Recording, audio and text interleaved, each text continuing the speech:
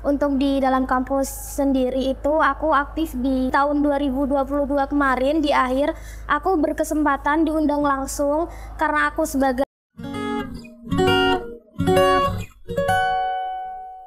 Assalamualaikum warahmatullahi wabarakatuh. Salam cinta dan kebaikan untuk kita semua.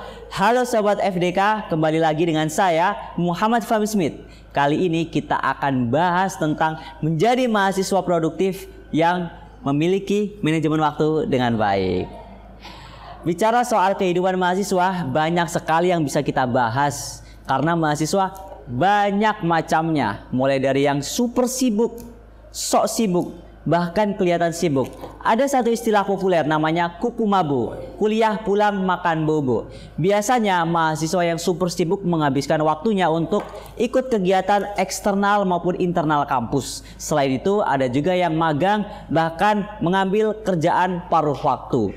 Nah Sobat FDK, kali ini kita menghadirkan salah satu bintang tamu yang inspiratif yang berhasil mengatasi itu semua dari Fakultas Dakwah dan Komunikasi UIN Sunan Ampel Surabaya, jurusan Komunikasi Penyiaran Islam. Sebelum itu, kita akan menonton cuplikan video dari aktivitas dan kesibukan beliau. Check this out. Jadi public speaker adalah definisi dari hobi yang dibayar bagi aku. Enak banget kan kerja kayak sambil main-main. Dan pastinya seneng banget bisa sharing-sharing sama mereka.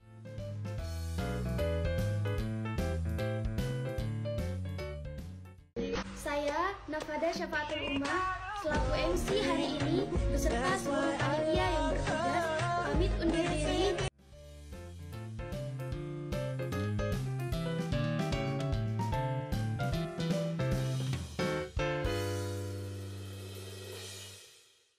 Ya, cuplikan perkenalan video dari narasumber kita kali ini. Nggak cuma jadi mahasiswa, dia aktif sebagai influencer yang menginspirasi mahasiswa.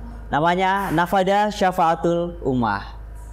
Halo Nafada, apa kabar? Hai, halo, alhamdulillah baik. Oh iya, aku baru tahu kemarin katanya lagi baru pulang dari Bandung ya? Iya, benar banget. Ada acara apa? Ada acara Miss Hijab Jawa Barat. Jadi kan aku sebagai Putri Pemberdayaan Jawa Timur 2023 diundang ke sana, diminta untuk menjadi juri grand final. Keren banget ya. Udah kelihatan ya. Baru kemarin aja itu sudah ada satu kegiatan luar biasa diikuti oleh Nafada. Ngomong-ngomong nih soal kesibukan Nafada, baik di dalam kampus maupun di luar kampus. Iya, kalau di luar kampus dan di dalam kampus juga ada ya kesibukannya. Untuk di dalam kampus sendiri itu aku aktif di Dakwah TV, pada radio, di Duta FDK juga, dan sekarang magang di fakultas. Untuk di luar kampus sendiri, selain sebagai mahasiswa, aku juga sebagai konten kreator di bidang edukasi, freelance juga. Biasalah ya mahasiswa butuh banyak pemasukan ya kan, untuk nambah-nambah uang jajan, bayar kos, bayar kuliah, segala macem.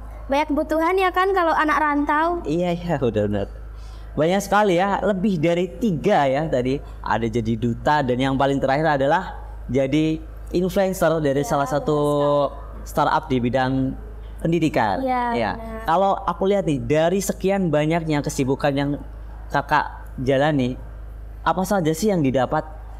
Untuk yang didapat sendiri ya dari kesibukan yang sudah aku jalani banyak sih. Yang pertama itu ada relasi, karena kalau aku sendiri, kalau aku keluar rumah aku itu mengincar 3 hal Kak.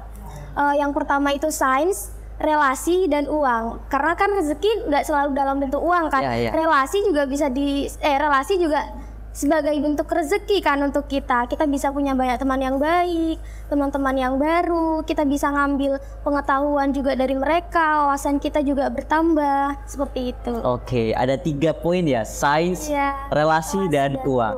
Ada nggak sih Kak satu cerita yang menarik yang bisa disampaikan ke Sobat FDK kali ini? Iya, dari kesibukan yang aku udah jalani, aku mendapat beberapa privilege. Salah satunya di tahun 2022 kemarin di akhir aku berkesempatan diundang langsung karena aku sebagai duta teraktif Festival Luar Negeri PPI Dunia. Wow. Jadi aku diundang ke Kemendikbud secara langsung ke Jakarta untuk mengikuti simposium internasional. Jadi simposium ini merupakan rapat tahunan yang biasanya diadakan oleh mahasiswa-mahasiswa yang kuliah di luar negeri, dan aku bisa berkesempatan langsung untuk ikut serta memeriahkan acaranya. Dan di sana aku bangga sendiri Kak, bisa ketemu sama Pak Nadiem, Pak Sandiaga Uno, Pak Erick Thohir, serta pejabat-pejabat lainnya. Dan pastinya juga bertemu mahasiswa-mahasiswa yang dari luar negeri juga. Luar biasa sekali, banyak privilege yang didapat dari kesibukan yang disampaikan oleh Kak Nafada nih. Oke, bicara soal lingkungan nih Kak, lingkungan kerja, lingkungan pertemanan, dan juga lingkungan keluarga. Ada nggak sih pengaruhnya terhadap kesibukan Nafada selama ini? Banyak ya pengaruhnya, terutama untuk lingkungan keluarga. Lingkungan keluarga ini sangat berpengaruh kepada kita. Karena apa? Karena kalau dari aku sendiri, dari semua mulai dari pencapaian sampai aku berada di titik ini, gak ada sampai aku berada di titik ini itu semuanya berkat dari support keluarga. Karena kalau tanpa mereka aku nggak akan bisa ada di titik ini Kak, seperti itu. Karena keluarga kan merupakan tameng utama dari diri kita. Karena sebelum kita terjun ke sekolah maupun masyarakat, kita juga ada di tahapan keluarga kan, dan keluarga ini merupakan suatu hal yang sangat penting untuk kita gitu. Karena tanpa support dari mereka dan dukungan dari mereka, kita bukanlah apa-apa, terutama orang tua kita ya. Karena tanpa doa mereka, kita tidak akan bisa jadi seperti ini. Oke, tanpa support keluarga kita bukan apa-apa. Jadi keluarga menjadi salah satu hal yang penting Kak ya, mempengaruhi kehidupan Kakak. Iya, benar. Oke, melihat dari banyak sekali kegiatan dari Nafada nih, baik di luar maupun di dalam. Aku pengen tahu Kak, gimana sih cara Kakak memilih prioritas? Mana yang harus didahulukan sama yang ditinggalkan? Oke. Ini bicara time management ya. Kalau dari aku sendiri, gimana sih cara kita mengatur time management itu, atau cara kita menentukan prioritas nih Kak? Kalau dari aku sendiri, pertama-tama itu kita harus mengaudit diri kita terlebih dahulu. Kita harus kenal sama diri kita sendiri. Kita harus tahu selama beberapa waktu yang lalu atau beberapa minggu yang lalu apa aja sih kegiatan-kegiatan kita. Kemudian kita atur mana sih kegiatan yang mungkin tidak terlalu penting atau malah membuang-buang waktu kita. Kalau aku sendiri nih contohnya, misalnya kalau misalkan pulang kuliah mulai bosen, kita biasanya kan scroll TikTok. Nah, tanpa terasa 2-3 jam 3 jam itu berlalu dengan percuma kan kalau misalkan kita scroll. Nah, itu merupakan suatu hal yang nggak terlalu penting. Jadi bisa kita kesampingkan lah, bisa kita tinggalkan, karena itu suatu habit yang mungkin bisa dikatakan habit buruk. Kalau aku sendiri biasanya mengkategorikan kegiatan aku di 4. Yang pertama itu penting dan mendesak, contohnya itu seperti kuliah. Jadi kalau kuliah ini udah prioritas utama, nggak bisa diganggu-ganggu. Meskipun ada kegiatan ini, kegiatan itu, aku tetap lebih milih kuliah karena yang paling penting yang menjadi prioritas aku di sini adalah kuliah, pendidikan. Kemudian yang kedua ada penting tapi tidak mendesak. Seperti apa? Olahraga. Nah, kalau misalkan penting dan tidak mendesak ini bisa kita jadwalkan, misalnya, oh iya aku hari Sabtu ini harus olahraga. Karena olahraga juga penting kan untuk jangka panjang kita. Kemudian yang ketiga ini kita bisa kategorikan ke tidak penting namun mendesak. Kayak misalkan kita itu bersih-bersih kos, bersih-bersih lemari kita, kayak gitu.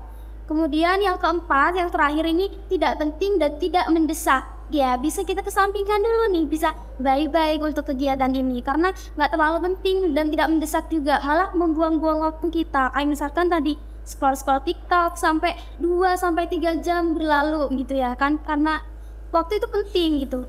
Apa yang kita lakukan sekarang itu akan berdampak untuk kita ke depannya, seperti itu Kak, dalam menentukan prioritas ataupun time management. Nice, luar biasa. Ada satu kiat nih dari Kak Nafada ya.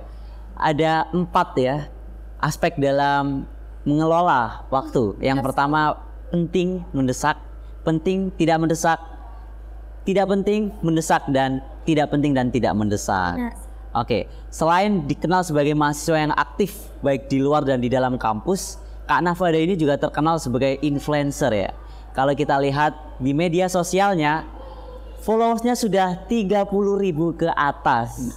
Ya, aku pengen tahu sih kenapa Kak ya? Alasan mantap untuk menjadi influencer. Ya, kalau itu sendiri berhubungan dengan planning aku pada saat sebelum menginjakkan kaki menjadi seorang mahasiswa ya. Dulu aku itu planning diri aku bahwa kalau misalkan aku kuliah, aku itu bukan hanya jadi mahasiswa yang biasa-biasa aja, tapi harus bisa mandiri, harus bisa berprestasi gitu. Jadi aku dulu tuh planning kalau misalkan aku jadi mahasiswa, aku juga harus bisa kerja, harus bisa mandiri. Jadi aku nggak harus selalu bergantung sama orang tua aku sendiri gitu ya kan. Dan gimana nih caranya supaya aku bisa menyeimbangkan antara kegiatan akademik dan non akademik, bisa kerja sekaligus kuliah tapi gak ganggu kuliahku juga, gak ganggu kependidikanku. Nah aku mikir, wah kayaknya sekarang apa-apa serba digital, kayaknya asik nih jadi kreator digital, lebih tepatnya di konten kreator. Tapi aku mikir lagi, aku pengen jadi konten kreator yang seperti apa ya? Apa yang cuman bermodalkan cantik aja atau yang joget-joget aja ya? Kan kalau dulu kan lebih ke orang-orang tuh mindsetnya berpikir bahwa TikTok tuh tempatnya orang joget-joget aja. Enggak, aku tuh pengen mengubah mindset orang-orang bahwa sosmed itu bukan hanya tempat untuk hiburan saja, tapi kita bisa belajar dari sosmed. Nah dari situlah aku mulai termotivasi untuk menjadi konten kreator yang bisa bermanfaat buat orang lain, yang bisa memberikan manfaat buat orang banyak, yaitu jadi konten kreator edukasi. Selain bermanfaat buat orang lain, bermanfaat juga buat diri aku sendiri. Aku bisa dapat penghasilan dari situ, bisa bayar kuliah dari seorang konten kreator juga, dapat personal branding juga, itu seperti itu Kak. Oke, luar biasa ya. Jadi Kak Nafada ini memposisikan TikTok ya, terutama itu tidak hanya menjadi ladang hiburan, tapi tempat untuk belajar, menebar kemanfaatan bagi orang lain maupun diri sendiri ya. Oke. Di banyaknya kegiatan kakak baik di dalam dan di luar kampus sekaligus menjadi konten kreator, pasti ada tantangan sendiri ya untuk mengatur bagaimana cara kita tetap konsisten upload. Aku pengen tahu sih Kak, apa saja sih tantangan yang kakak peroleh selama ini? Untuk tantangan sendiri menjadi seorang influencer itu banyak sekali ya, terutama perihal konsistensi. Itu juga aku lagi struggle sekarang, tapi aku mencoba mengontrol ya sama ini juga perihal tadi time management ya. Aku selalu menjadwalkan kalau misalkan waktunya ngepost itu kapan, kemudian konten-konten apa aja yang akan aku share selama 1 minggu ke depan. Jadi selama 1 minggu, tiap hari minggu itu aku selalu menjadwalkan setiap hari itu aku harus post konten yang apa, konten yang seperti apa gitu. Jadi sudah ada jadwalnya sendiri Kak Wani setiap hari minggu, sehingga kita itu setiap harinya Senin, Selasa, Rabu, Kamis, Jumat kita udah ada bahan konten nih. Jadi kita tinggal edit ataupun tinggal langsung post. Seperti itu. Di balik sekian banyak aktivitas dari Kak Nafada, tentunya ada keluh kesah tersendiri nih. Jadi mahasiswa super sibuk sekaligus influencer. Bisa nggak sih diceritakan ke Sobat FDK, apa saja keluh kesah selama ini? Oke, untuk keluh kesah ya pasti banyak. Karena kan kita manusia, ada up and down-nya. Oke. Cuman kalau lagi capek banget gitu ya, mulai dari banyak kegiatan segala macam sampai kayak lupa sama diri sendiri gitu. Apalagi kalau ditambah sama lihat sosmed, terus ada komentar negatif nih dari orang. Kayak komen-komen cuitan dari netizen itu kayak aduh tambah down banget ya. Cuma kembali lagi ke diri aku selalu ingat tujuanku sebagai influencer itu apa, tujuanku kuliah di sini itu apa, kemudian cara aku mau manage emosi bagaimana kayak gitu. Dan selalu aku tanamin di diri aku sendiri, aku selalu ngasih afirmasi positif ke diri sendiri. Kalau misalkan habis kegiatan ya seharian, malamnya biasanya aku tuh selalu kayak terima kasih ya diri sudah berjuang sampai sejauh ini, terima kasih ya diri sudah bisa diajak berkompromi hari ini. Atau misalkan juga ada sesuatu yang tadi pagi nih misalkan agak gak enak buat diri sendiri, aku selalu minta maaf ke diri sendiri kayak gitu. Jadi selalu mencoba ngasih afirmasi positif buat diri sendiri gitu. Karena kan kalau bukan diri sendiri, siapa lagi? Iya. Kan? Oke. Luar biasa ya. Itu menjadi salah satu tips teman-teman. Kalau kita harus self appreciation ya. Benar. Memberikan afirmasi positif.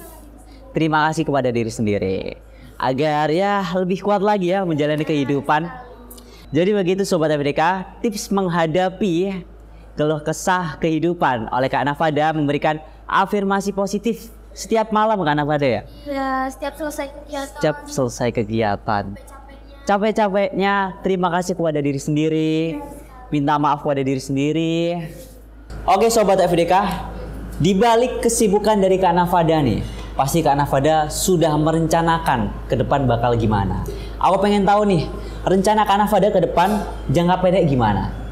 Untuk jangka pendek sendiri itu lebih fokus kuliah ya, karena aku juga sekarang lagi terikat sama beasiswa di mana mengharuskan untuk balance antara prestasi akademik maupun non akademik.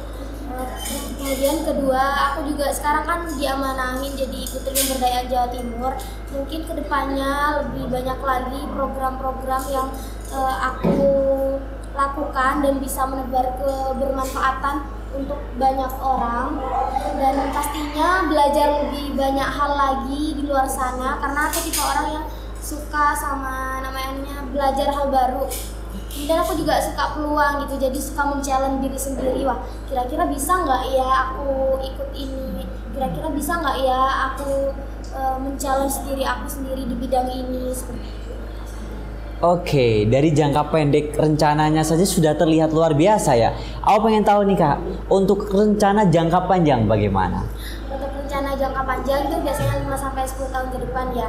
Untuk 5-10 tahun ke depan, aku punya mimpi salah satunya bisa lanjut S2 di luar negeri dan pastinya dengan beasiswa, dan mungkin bisa juga dari hasil keringat aku sendiri bisa bayar beasiswa S2. Kemudian yang kedua, bisa jadi orang yang ini ya, mungkin bisa menebar manfaat lebih banyak lagi, baik itu untuk keluarga, untuk orang-orang yang ada di sekitar, dan untuk agama tentunya juga. Amin. Luar biasa. Dari rencana yang disampaikan oleh Kak Nafada menjadi salah satu inspirasi bagi kita semua. Kalau kita harus merencanakan hidup mulai jangka pendek sampai jangka panjang. Gak terasa ya, kita sudah sampai di penghujung perbincangan. Benar. Seneng banget bisa ngobrol bareng sama Kak Nafada, bisa sharing, kita belajar banyak dari apa yang disampaikan Kak Nafada, terutama tentang menjadi mahasiswa yang super sibuk sekaligus influencer. Baik, terima kasih Kak Nafada sudah meluangkan waktunya belajar bersama kita. Semoga apa yang disampaikan tadi bisa memberikan manfaat untuk kita, baik sekarang maupun nantinya. Sampai jumpa Sobat FDK di episode selanjutnya. Tetap di FDK Talks. Wassalamualaikum warahmatullahi wabarakatuh. Bye-bye.